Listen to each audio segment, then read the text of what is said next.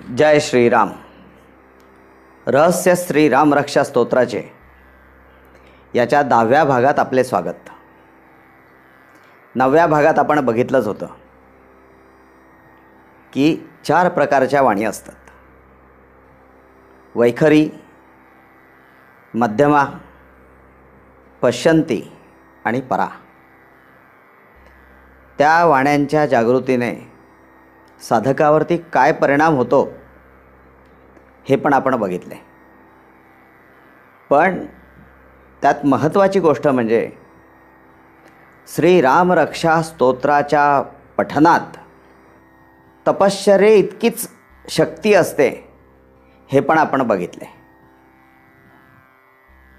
या भागात आपण मानवी शरीराचे जे विविध कोश कल्पिल्या गेले आहे योगशास्त्रानुसार त्याविषयी माहिती घेणार आहोत. श्रीरामांना वंदन करून या भागाची मी सुरुवात करतो. योगशास्त्रानुसार मानवी शरीराचे 5 कोश कल्पिल्या गेलेत किंवा त्याला आपण स्तर म्हणू. हे जे 5 कोश आहेत त्यातला पहिला आहे अन्नमय कोश, ज्याला इंग्लिशमध्ये फिजिकल बॉडी म्हणतात. दुसरा जो कोश आहे तो प्राणमय कोश, त्याला इथरिक बॉडी म्हणतात. तिसरा कोश मनोमय कोश, ह्याला ॲस्ट्रल बॉडी म्हणतात.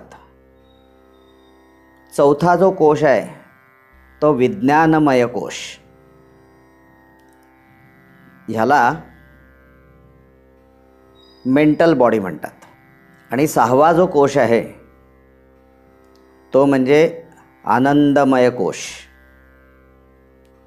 ह्याला कॉझल बॉडी म्हणतात. असे हे 5 कोश कल्पिल्या गेलेत. आपण त्याची विस्तृत माहिती बघू. पहिला कोश हा अन्नमय कोश आहे. हा एकमेव कोश दृश्य स्वरूपात असतो. हा अन्नावरती पोचलेला असतो आणि जे आपलं शरीर दिसतं लोकांना, आपल्याला आरशात, ते शरीर म्हणजे अन्नमय कोश. दुसरा जो कोश आहे तो प्राणमय कोश. हा कोश अन्नमय कोशाला जिवंत ठेवण्याचं काम करत असतो. काही साधनेने हा जागृत होतो. ह्याच्यात जे प्राण आहेत ते एकूण 5 विविध प्रकारचे प्राण आहेत. त्यालाच पंचप्राण असं म्हणतात. ह्या पंचप्राणाविषयी योग वसिष्ठामध्ये एक ओळ आहे. ती अशी: प्राणोपान समान व्यानोदान इति पंचप्राणः. याचा अर्थ असा: पहिला प्राण, दुसरा अपान, तिसरा समान, चौथा व्यान आणि 5वा उदान. असे हे 5 प्रकारचे प्राण आहेत. हे 5 प्राण आपल्या शरीरामध्ये संचार करत असतात आणि त्याचबरोबर शरीराचं नियंत्रण पण करत असतात, संचालन पण करत असतात. हा जो प्राणमय कोश आहे, ह्या कोशामध्ये साहस, पराक्रम, प्रभाव, प्रतिभा अशा वेगवेगळ्या वृत्ती ठासून भरलेल्या असतात. ज्यावेळेस हा कोश ऊर्जितावस्थेत येतो त्यावेळेस ह्या वृत्ती त्या साधकाच्या उफाळून येतात. या प्राणमय कोशामध्ये सप्त ऊर्जा वास करत असतात. ह्या सप्त ऊर्जा म्हणजे गती, प्रकाश, उष्मा, शब्द, संयोग, विद्युत आणि चुंबक अशा ह्या सप्त ऊर्जा असतात. ह्या सप्त ऊर्जांवरती पंचप्राणांचं नियंत्रण असतं. वेगवेगळे प्राण वेगवेगळ्या ऊर्जांवर नियंत्रण करत असतात. या संदर्भात पुढे उल्लेख येणारच आहे, पण प्राणमय कोशामध्ये जशा त्या वृत्ती सांगितल्यात तशाच सप्त ऊर्जा पण वास करत असतात. असा हा प्राणमय कोश आहे. याच्या पुढचा येतो मनोमय कोश. हा मनोमय कोश प्राणमय कोशाहून सूक्ष्म असतो. हा पण दृश्य स्वरूपात नसतो. एक प्रकारे आपण ह्या मनोमय कोशाचा जर समजण्यासाठी उल्लेख करायचा म्हटलं तर आपण त्याला आपलं मन असं म्हणू शकतो. मुळात तसं नाही आहे, पण ह्या मनोमय कोशाचा 60% जास्त भाग हा मनाने आणि विचारांनी व्यापलेला असतो. हे जे मन आहे, मानवी मन, हे पण 4 प्रकारचे असते.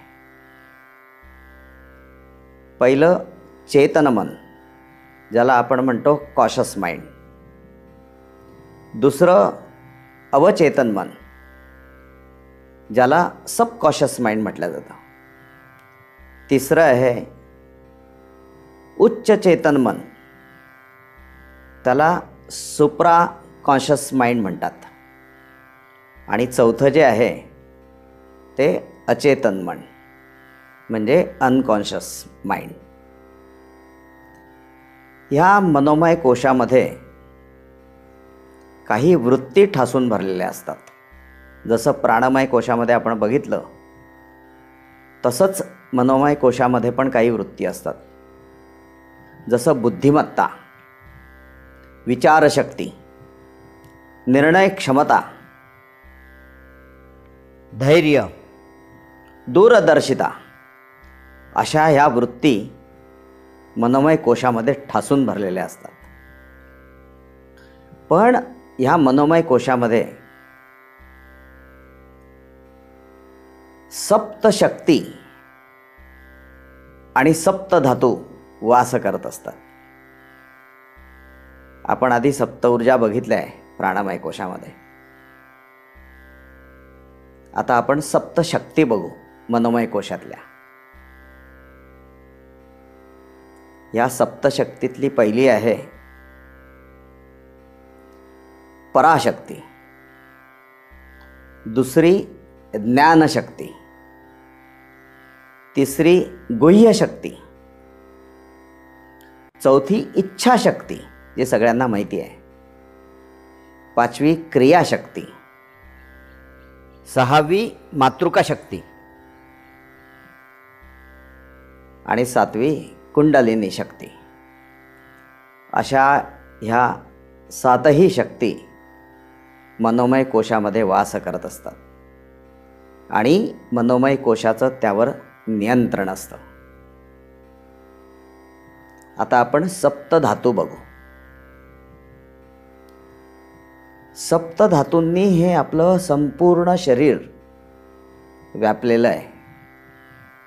किंबहुना असं म्हणता येईल की आपलं शरीर ह्या सप्तधातूंनीच बनलेलं आहे आणि त्यावर फक्त त्वचेचं आवरण आहे.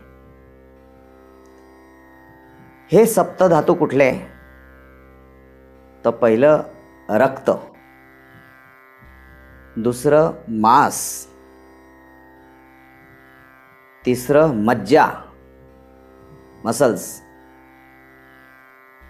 चौथं अस्थि आपली हाडं, पाचवं रस म्हणजे जे वेगवेगळे सिक्रेशन आपल्या शरीरामध्ये होत असतात, हार्मोनल सिक्रेशन किंवा इतर, ते म्हणजे रस.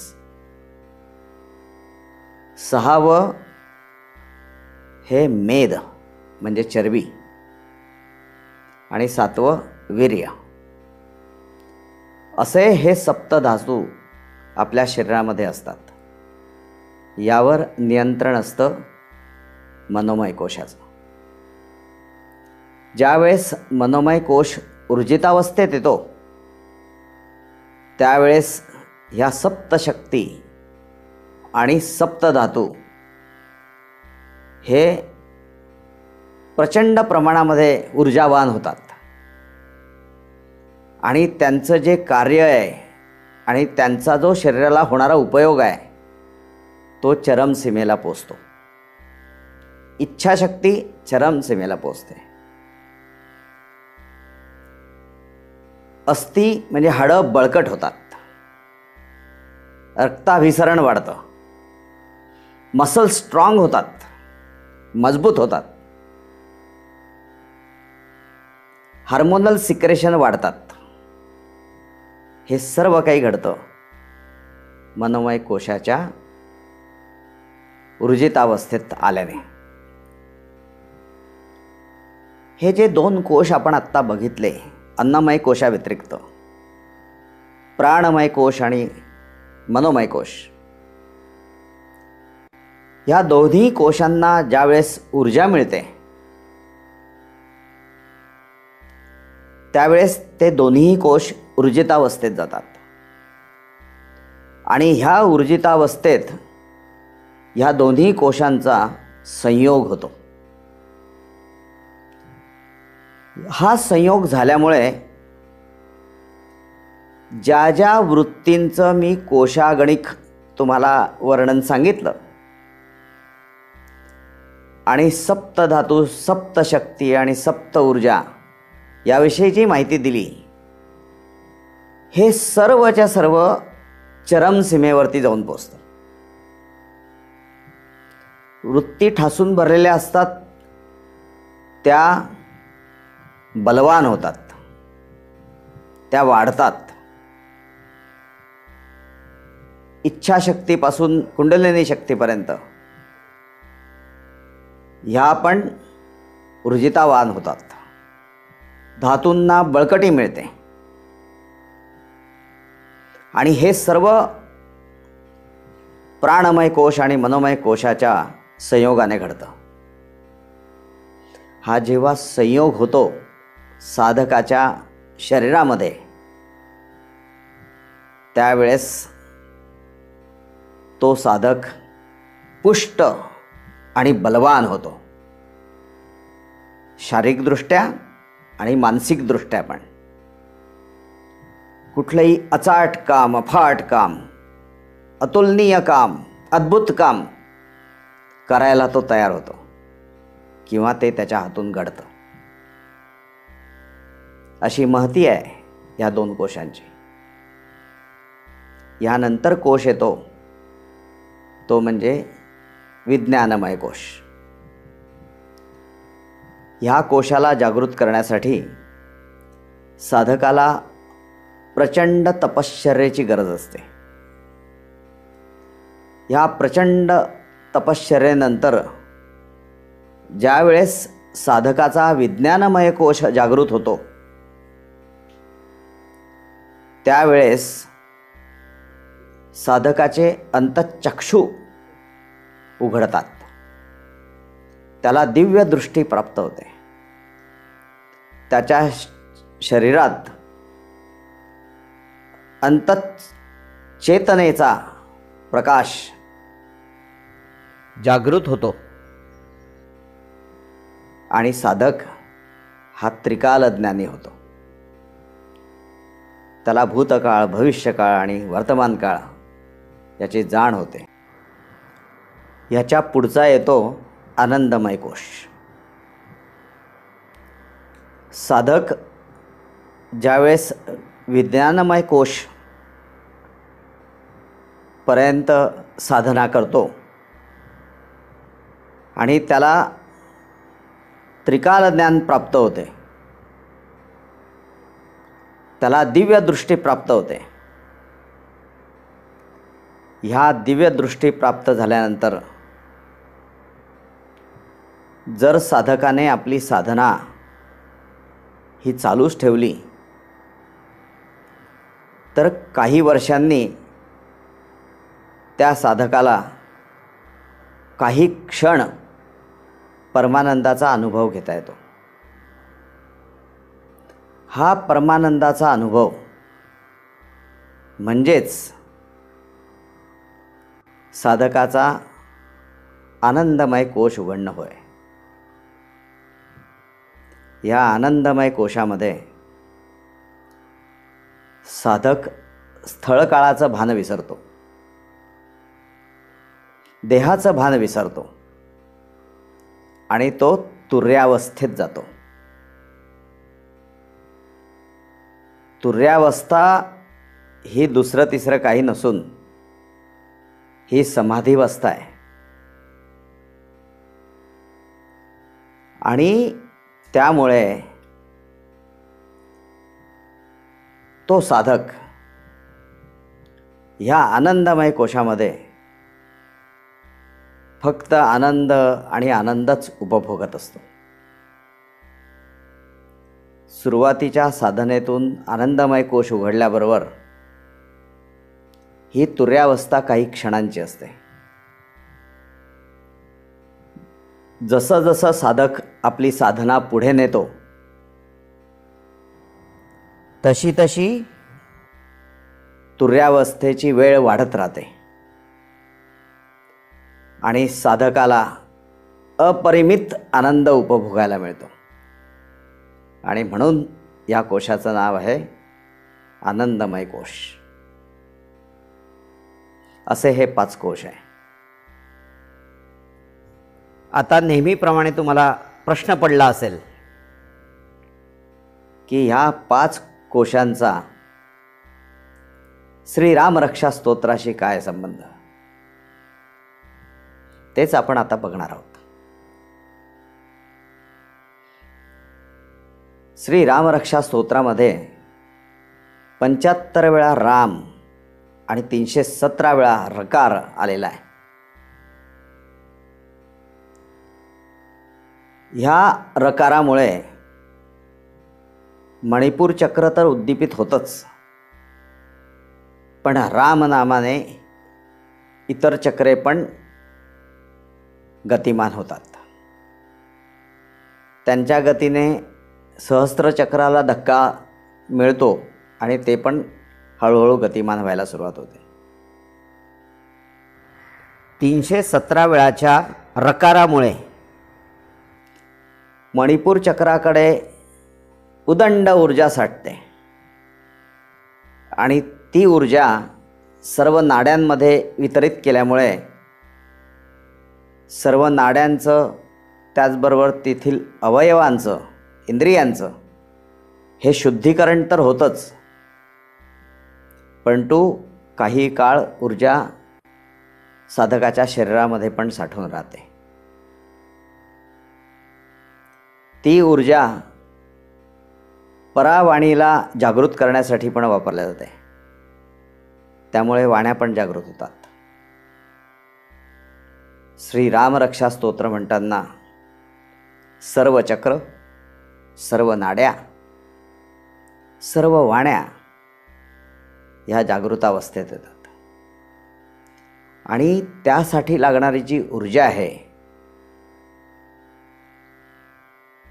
ती ऊर्जा ह्या पाची कोशांना थोडाफार तरी धक्का द्यायला पुरेशी असते. त्यामुळे साधकाच्या प्राणमय कोशाला आणि मनोमय कोशाला ऊर्जा मिळाल्यामुळे जी ऊर्जितावस्था येते त्या ऊर्जितावस्थेत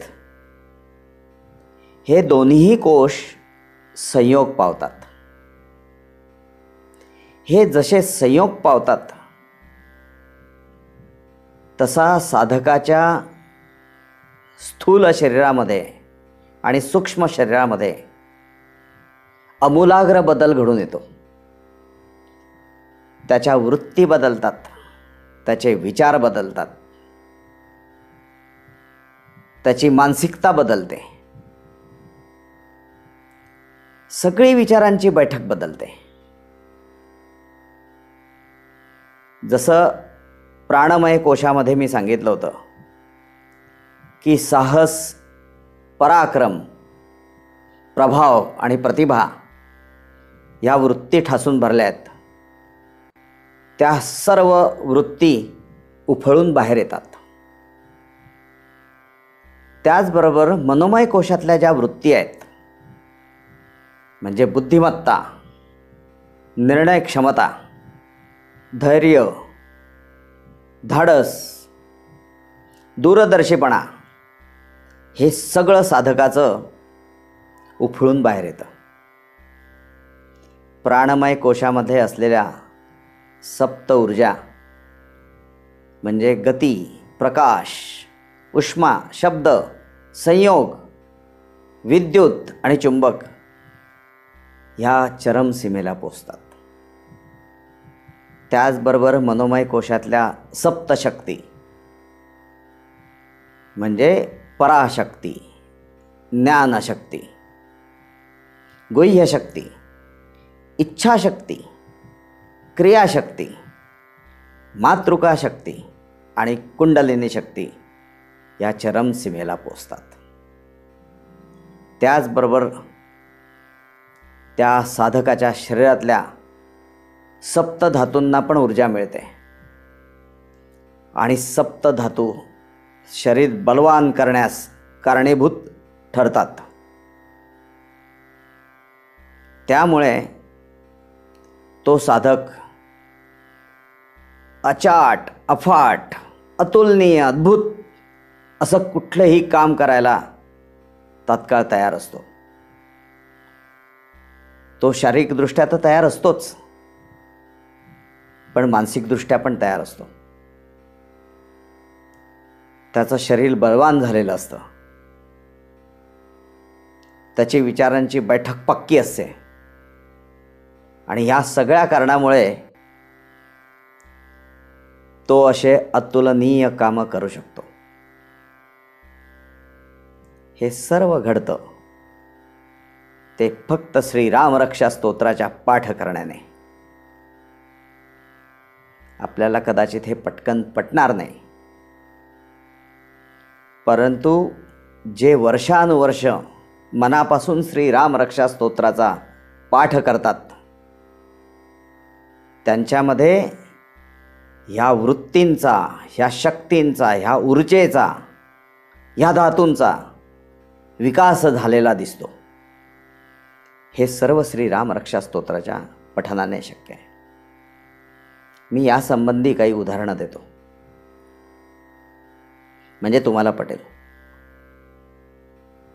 पहिलं उदाहरण आहे श्री हनुमंताचं. सीतामाईच्या शोधासाठी सुग्रीवाने आपल्या सेनापतींना चारही दिशांना पाठवलं होतं. त्यातली दक्षिण दिशा श्री हनुमंत आणि जांबुवंत यांच्या वाटेला आली. हे दोघेही दक्षिण दिशेला सीतामाईचा शोध घेत फिरले आणि शेवटी ह्या भारतखंडाच्या अंतापर्यंत जाऊन पोहोचलेत. रामेश्वरमला. त्याच्या पुढे सगळा समुद्र होता आणि त्याच्या पलीकडे लंका नावाचं बेट होतं.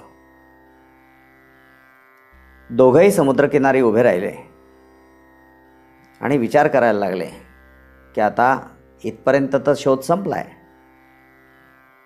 पुढचा शोध हा आपण रावणाच्या लंकेत जाऊन करू. पण तिथे जायचं कसं? श्री हनुमंतांना ऋषींनी दिलेल्या शापामुळे स्वतःच्या ताकदीची जी काही कल्पना होती तीच ते विसरले होते. त्यामुळे स्वतःविषयी त्यांना खात्री नव्हती, शाश्वती नव्हती. अशा वेळेस जांबुवंताने श्री हनुमंतांचा प्राणमय कोश आणि मनोमय कोश याचा संयोग घडून आणला आणि त्याची परिणिती अशी झाली, एका उडीत श्री हनुमंतांनी समुद्र पार करून लंकेत जाऊन पोचले. जांबुवंत हा ब्रह्मदेवाचा मुलगा आहे. साहजिकच तो योगशास्त्रात पण निपुण असेल. त्यामुळे त्या जांबुवंताने हनुमंताचे हे दोन्हीही कोश जागृत केले आणि हनुमंतांनी एका उडीत समुद्र पार केला. दुसरे एक उदाहरण आहे ना. सामान्य वानरजनांना श्रीरामांनी आणि लक्ष्मणांनी त्यांचा मनोमय कोश आणि प्राणमय कोश जागृत करून आदेश दिला की भारतखंडापासून लंकेपर्यंत सेतू बांधायचा आहे. हे दोन्ही कोश संयोगहून जागृत झाल्यामुळे सामान्य वानर सेनेने 30 किलोमीटर लांबीचा, 3 किलोमीटर रुंदीचा असा हा सेतू फक्त 5 दिवसात बांधून काढला. एवढंच नाही तर बलाढ्य अशा राक्षसांच्या राजाचा म्हणजे रावणाचा सामान्य वानर सेनेनेच पराभव केला. हे अचाट आणि अफाट काम नाही आहे का? हे शक्य झालं ते या सामान्य वानर सेनेचा प्राणमय कोश आणि मनोमय कोश याचा संयोग झाल्याने. याचं तिसरं उदाहरण सर्वांना ज्ञात आहे. मी सांगितल्यानंतर लक्षात येईल. संत ज्ञानेश्वरांचं ते उदाहरण आहे. संत ज्ञानेश्वर यांना योगशास्त्राची प्रचंड जाण होती. त्यांच्या 15व्या वर्षी ह्या योगशास्त्राच्या साधनेने ज्यावेळेस प्राणमय कोश आणि मनोमय कोश जागृत झालेत आणि त्याचा संयोग झाला, त्यावेळेस फक्त 15व्या वर्षी संत ज्ञानेश्वरांनी गीतेवरची टीका लिहिली. ज्ञानेश्वरीची निर्मिती झाली फक्त वयाच्या 15व्या वर्षी. हे अफाट काम आहे, अचाट काम आहे, अद्भुत काम आहे. हे शक्य झालं प्राणमय कोश आणि मनोमय कोश यांच्या संयोगाने. पुढचा प्रसंग पण माहिती आहे की घरामध्ये कणिक होती, कोणीतरी भिक्षेत दिलेली. त्याचे मांडे करून खायचे होते, पण घरात इंधन नव्हतं. तेव्हा मुक्ताबाई चिंतेत पडलेली होती की मी ही कणिक तर भिजवून ठेवलेली आहे, याचे मांडे कसे करू. त्यावेळेस योगशास्त्र संपन्न श्री ज्ञानेश्वरांनी जे मी तुम्हाला आधी 5 प्राण सांगितले होते, त्यातल्या समान नावाच्या प्राणाचा उपयोग करून साधनेने त्याला ऊर्जितावस्थेत आणून उष्मा नावाच्या ऊर्जेला वेठीस धरलं आणि आपल्या पाठीच्या पार्श्वभागावरती समान प्राणाच्या साह्याने उष्मा ऊर्जेची शक्ती वाढवली आणि त्यांची पाठ मांडे शेकता येईल एवढी गरम झाली आणि मुक्ताबाईने ज्ञानेश्वरांच्या पाठीवर मांडे भाजलेत. जेव्हा ज्ञानेश्वरांचा विज्ञानमय कोश जागृत झालेला होता, त्यांना दिव्य दृष्टी प्राप्त झालेले होते, ते त्रिकाल ज्ञानी झाले होते. त्यांना ह्या पृथ्वी तलावरची कुठलीही गोष्ट असाध्य नव्हती. असं झाल्यामुळेच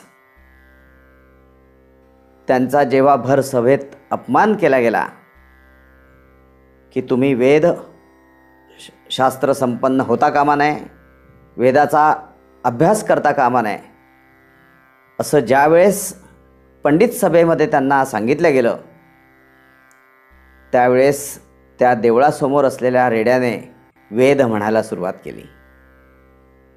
हे शक्य झालं ते विज्ञानमय कोशाच्या जागृतीने. आणि ज्यावेळेस त्यांच्या पराकोटीच्या साधनेने त्यांना जो परमानंदाचा अनुभव झाला, आनंदमय कोश जागृत केल्याने, त्यानंतर त्यांना लक्षात आलं अमृतानुभव म्हणा किंवा ज्ञानेश्वरी याचं लिखाण काम पूर्ण झालं आहे. आपलं अवतार कार्य संपुष्टात आलेलं आहे.